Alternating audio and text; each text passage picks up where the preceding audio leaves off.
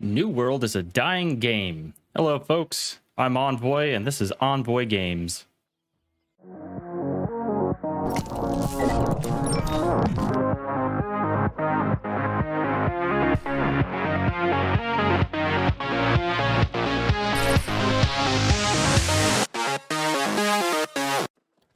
Welcome in, everyone. How are you?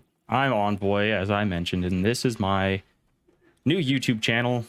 I normally stream over on Twitch, but we're going to talk about New World, the state of the game, recent update, and what I think might help or where the game might go from here. So, welcome in. Is New World dying? Right around launch, the game peaked at about 950,000 players, almost near 1 million. And if you look at it now, it's right around 150,000, pushing 200K at times. So I mean, there's quite a drop off there. But do I think it's dying? No, that's not my opinion. That's not my position. But if you were to read the forums, that's what everyone is saying. So what are the issues? What's happening? Why are players leaving New World? And what needs to happen in order to fix it? So before update 1.1, which we'll get into in a little bit, but before the update, right, we had some bugs, we had some issues. There were exploits taking place. There was the duping taking place. On launch, there were the server issues. There was a lot, and people pushed through it anyways, and they continued to play. And there are lots of people that have played this game that have already pushed to 16, pushed to end game, and have over 600 hours in, and they pushed through it. They held out because the devs and AGS said, hey, we're working on it. We're going to push this update and we're going to fix the problems. And it's going to be good, right? So update 1.1 comes out. And with that, we were supposed to get some balances, some bug fixes. It introduced the Void Gauntlet here, which it's a nice weapon. It's pretty cool, right? They'd identified some issues with it, but they're now currently working to fix those in a hot patch. And then they added in some new PvP quests and some new enemies. So all good things, everything that you would want with a big update. This was New World's first big update. And it didn't go as planned. There's a lot of negative backlash coming towards AGS for how this update was released. And the devs recognize that. They're trying to work through it. And I think the recent post by one of the community managers or one of the devs kind of highlights that. So on November 19th, one of the community managers posted in the forums, an update on current issues. And they stated, greeting adventurers. Thank you for your feedback and your questions. We continue to collect your feedback and questions to find trends of active issues and what our community is interested in learning about on how we're working to fix those. We appreciate everyone's interest into the communication and where we're going with New World, and we want to continue being transparent, communicative on how we plan to reach our goals. And then it kind of goes into some of the bigger issues that people are wondering about and what their plan is for that. So they address stability and performance in game.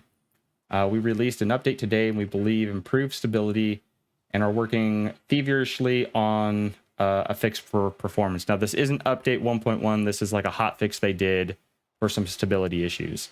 The Void Gauntlet introduced a problem with status effects where they're using approximately 10 times the bandwidth they should, resulting in the performance issue when multiple status effects are fired off. So not isolated to the Void Gauntlet, but when you have the Void Gauntlet plus status effects from other weapons, it caused instability issues.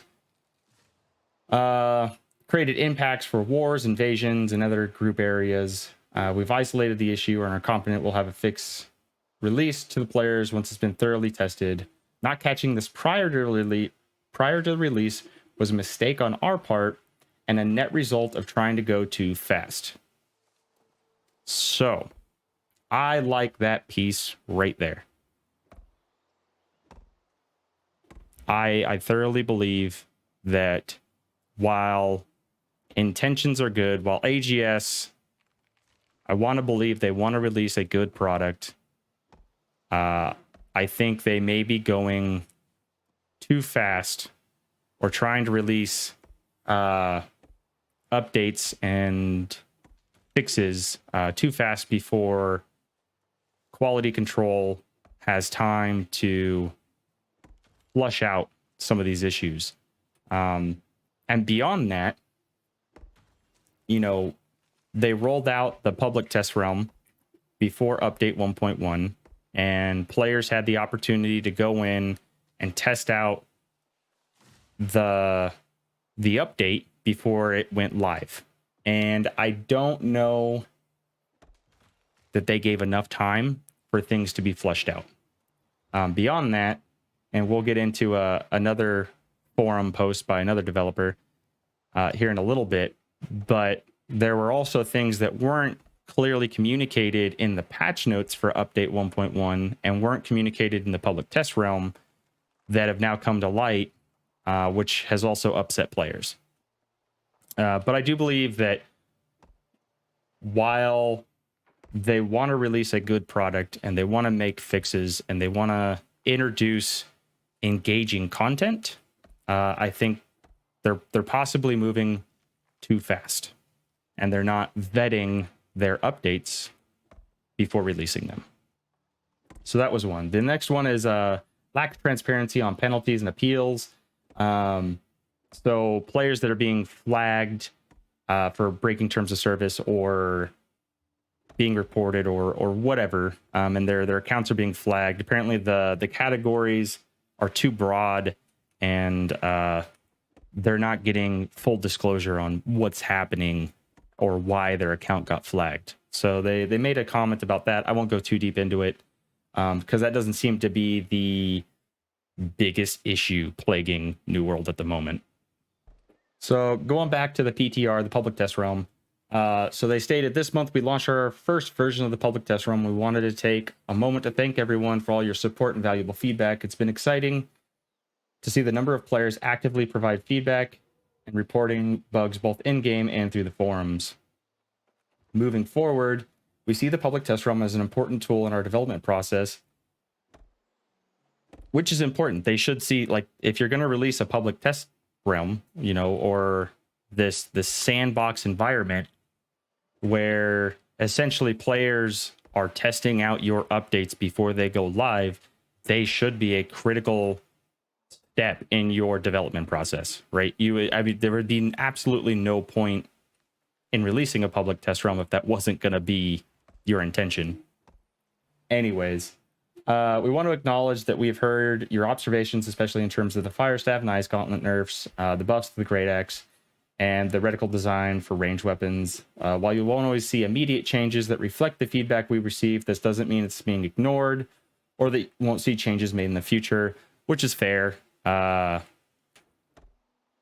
You know, a lot of times I think us as players and as gamers,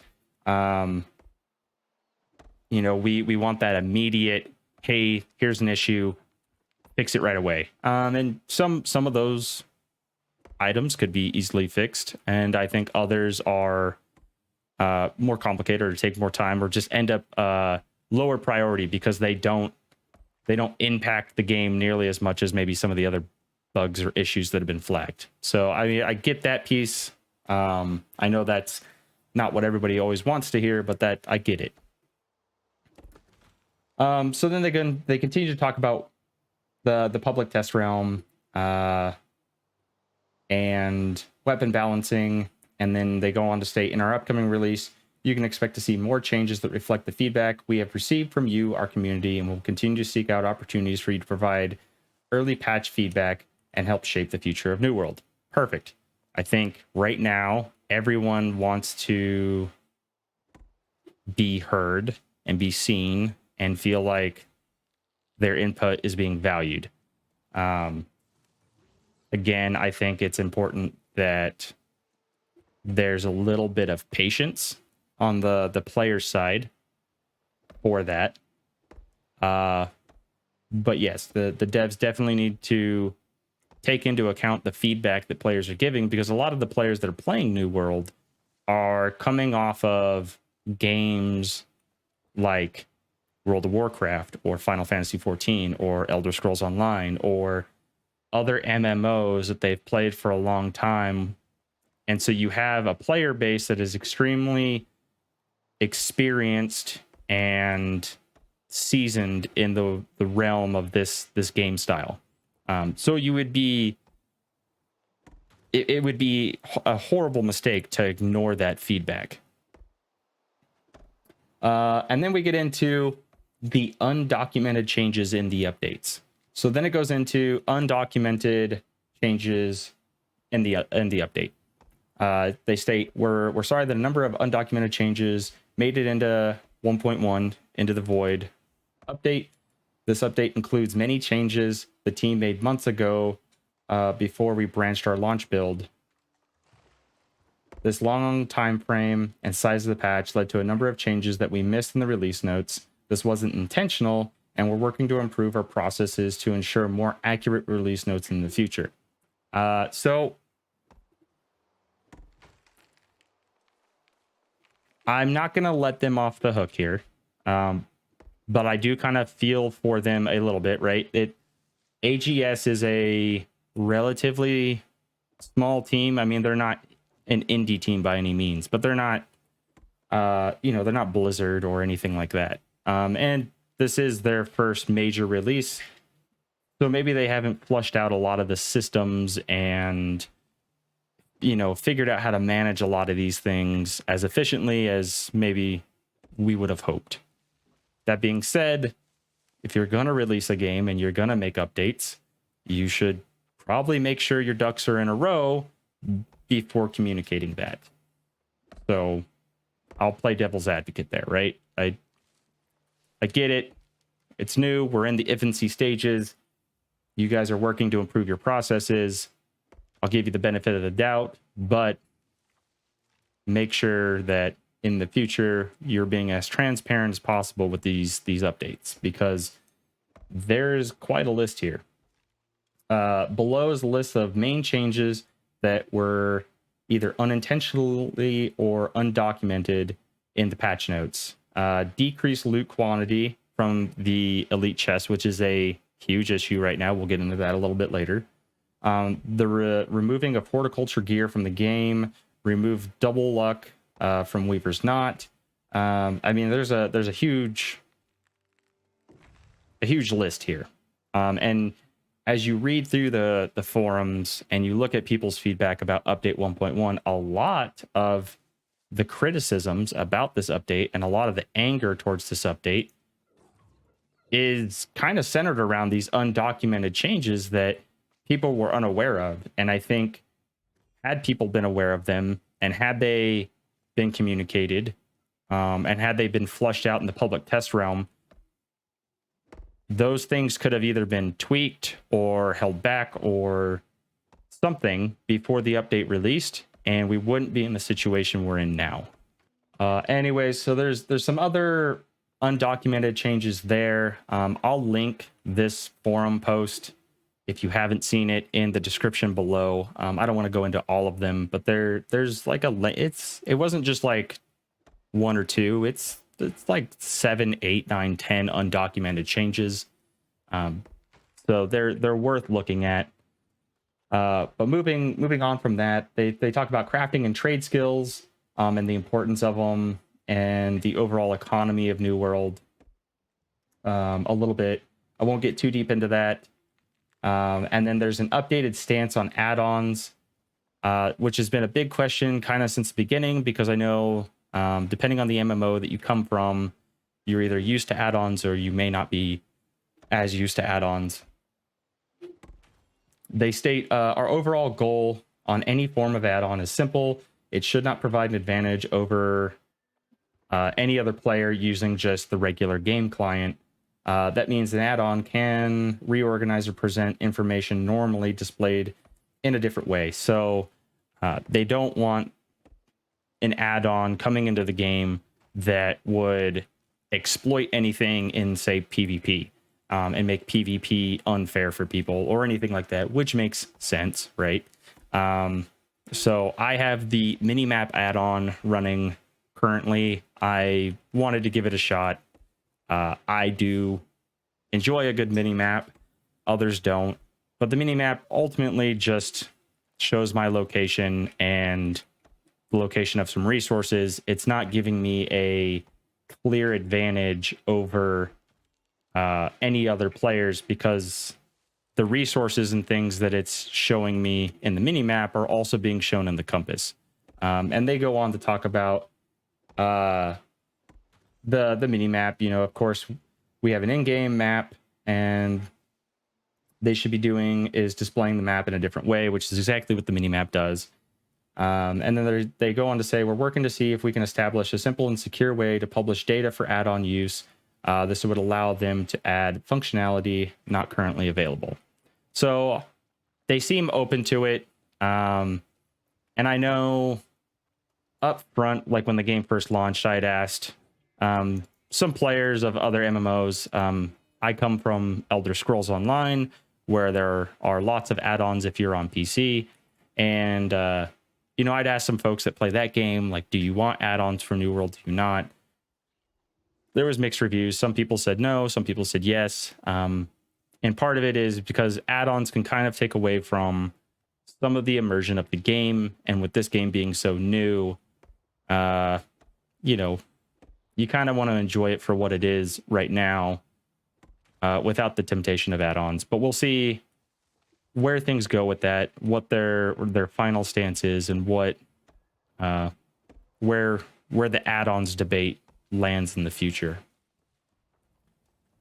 Then it goes on to talk about some of the gold sellers and bots, and how they're still working to kind of rectify that situation. It looks like the spam has kind of cut down a little bit, although I notice at least one account in the global chat each time I play. So, you know, I think that'll always be something that they've got to work to combat, and that's not unusual, right? The tail end of the post, they get into some harvester gear sets, and then talking about housing. One, how housing points work, and then two, lost housing and compensation. So on October 28th, they addressed the issue where players lost their houses and potential housing items.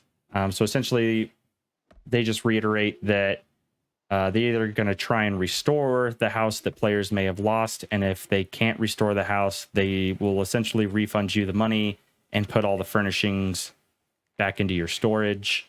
So that kind of wraps up the forum post by the community manager. Then earlier today on 11/20, one of the New World developers posted an update on elite POIs and endgame. It says, greeting adventurers, recently changes were made to the elite POIs in the endgame zones, and it's clear to us that proper context wasn't delivered on why those changes were made. So again, here they're highlighting, hey, we made some changes, and we may not have done a very good job of explaining why those changes were made. And between this post and the last post, you can kind of see that they were like, oh crap, we didn't do enough to explain to players why these things were happening or what our vision was. And now people are upset, rightfully so. So then they go on to say, our goal is to have a variety of areas the players can go for crafting material and gear, but with new gear and equipment, we want players to be challenged. Now, there's the heated debate in forums right now around challenge. Some people are interpreting this a little bit differently than I am, and I look at it as like, yes, in end game you should be challenged. Because it's end game. You're level 60, you're topped out, you're searching for some of the best gear, and I would think it would be strange for everything just to be super easy. But we can get more into the challenge piece of things in a little bit. Then they go on to say, our vision for endgame is multifaceted and includes outpost rush and wars, invasions and arenas, 60 plus corrupted breaches, 60 plus elite POIs, expeditions, and more to come in the future. I kind of hope that the more to come in the future is like larger group raid type content. So in World of Warcraft, it was raids. In Elder Scrolls Online, they're called trials. For Final Fantasy 14, I don't know what they're called. But something around this larger group content, I think would be neat. I know like the wars and stuff are large groups, but you're still like normally in just like a group of 4 or 5, just all on the same team with other groups. I think it would be cool to see the groups expand to 12 or 16 at this point, whatever the game can handle. So we'll see what they have in store. It sounds like they have a plan and that they have an idea of what they want to do with endgame. So we'll see what more there is to come.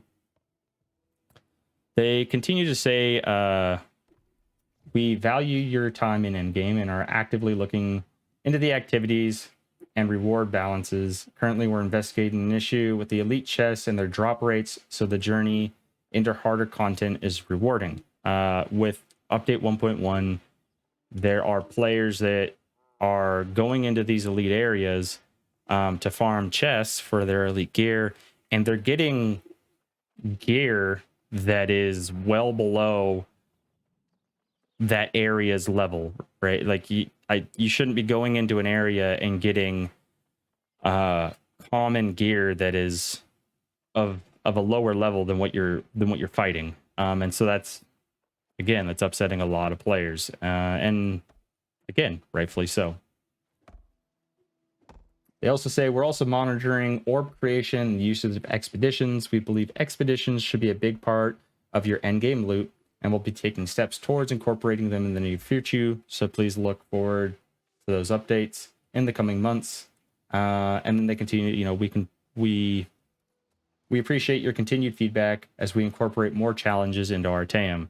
And other people, again, that as we incorporate more challenges, people are taking that in kind of a negative way. And I don't read it that way. So maybe this is me, maybe I'm just being naive, but I'm reading that as challenges is just additional content, right? It's additional end game content. That's how I read it. I might be wrong. But there's another heated debate in the forums around the devs essentially being scammy or not caring about players and just wanting to make the game impossible to play and unrewarding. And I don't necessarily think that's the case.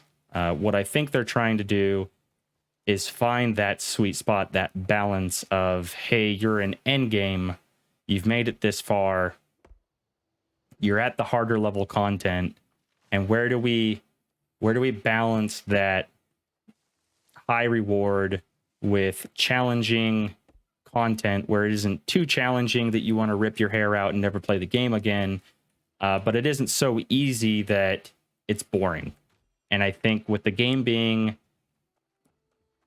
for lack of a better way of saying it, still in the infancy stages, they're trying to find that balance. And so I think they'll have to continue to work at that. So that's some of the forum dev related updates on patch 1.1 that I wanted to kind of go over. Now I kind of want to talk about the state of the game, the state of the player base, and some things I think could help. So currently, as I mentioned earlier, the state of the game, the player count has dropped almost dramatically, and I think some of that is due to the issues with the game. I think some of that is just natural. The game's been out for 2-ish months, and so you kind of taper off the launch hype, and then as things start to stabilize, not everyone has time to grind out an MMO every day, all day. Other people have other interests. There's been other games that have come out like Call of Duty or Battlefield, Halo, those types of things. And so maybe people are just playing other games. They don't take MMOs as seriously. So I think there's some natural decay that's going to happen in the player count. But then the other piece of that is I think people are just, they either grinded out the game really quickly and are now out of content, or they're frustrated to the point with the bugs and the exploits and things like that they're either stepping away from the game entirely, or they're just stepping away until things are fixed. Everyone is entitled to their own thoughts and opinions and how they handle that, and that's fine. But again, like I mentioned in the beginning, I don't think the game is dying. Again, we're still in the infancy stages, and I think a lot of the issues that we're going through are regular MMO issues. I haven't heard or seen or played one MMO that didn't suffer issues at launch and in the first few months of existing. WoW had server issues in the beginning because they severely underestimated how many people were going to play that game. WoW had other bugs and exploits that came up in the beginning. Hell, even well into, WoW being a game and being established, they had a virtual pandemic. Like, issues in games come up. ESO at launch suffered issues and suffered bugs. And I play that game, I stream that game consistently, and I still have people that will ask me, hey, is that game fun now? I played it at launch and it was terrible, and I haven't gone back. And it's like, it was 7 years ago. The game has changed quite a bit. Final Fantasy 14 was, a mess at launch. So much so that the program director had to apologize for it. So I don't think it's uncommon for MMOs, for these types of games to have issues at launch. They're big games. There's lots of programming. There's lots of data management. There's a lot that goes into these. And when you throw nearly 1 million people at a game, they're going to find bugs. They're going to find exploits. They're going to poke and prod at the game and find those cracks that may not have shown up in a beta or an alpha or in the sandbox test environment. So I think we got to work through the growing pains. But how we work through the growing pains is going to be critical to the future of New World. And what I mean by that is it's going to take better communication and transparency and thoroughness from the community managers and the developers. I think they've done a decent job, or they've at least tried really hard to be transparent and communicative. But as we mentioned earlier, they've fallen short in some places, and they're owning that. So that's good. But they got to continue to work at that, and I think that will help. The other piece of it is, I think we as players and as gamers need to be a little bit more patient and provide more constructive feedback, less emotional feedback when we're providing feedback. I know the internet is the internet, and I know forums are the best place to breed toxicity, but those forums right now don't convey a position of constructive feedback. Or the ones that do, it makes it hard to kind of find that constructive feedback when the other 10 posts that have been posted within the last hour are just trashing on the same issues. Or when someone does try to post something positive or constructive about the game, you have a swarm of trolls that come in and tear them apart. And I think that makes it really difficult. And we got to own that as the player base. You know, we got to call those things out, or we've got to try to be more constructive. The more constructive we can be, and the more feedback we can provide, the better the game can get. So I think we got to own that as gamers. On top of that, going back to the devs, they've got to listen. So I know in a lot of the forum posts I've read, they've kind of chimed in with, you know, we'll look into it, or, you know, that doesn't really fit our vision. And that's fair. You know, the game developers are going to have their own vision for New World. And some things are going to fit in and some things won't. But I think, again, going back to the experience and knowledge base that we have in New World, we have a lot of players that have played MMOs for decades. So I think developers got to be a little bit more open-minded. I know that when you create something, this becomes almost like your baby, and you have a vision for it and where you want to see things go. And so I think they've got to find that balance between where do we want the game to go? What do we want the game to be about? What is our vision? And then how do we let players influence and adapt that vision where it makes sense? So I think that'll be important. And then the other big piece that I think will help with the game is, again, going back to developers got to slow down.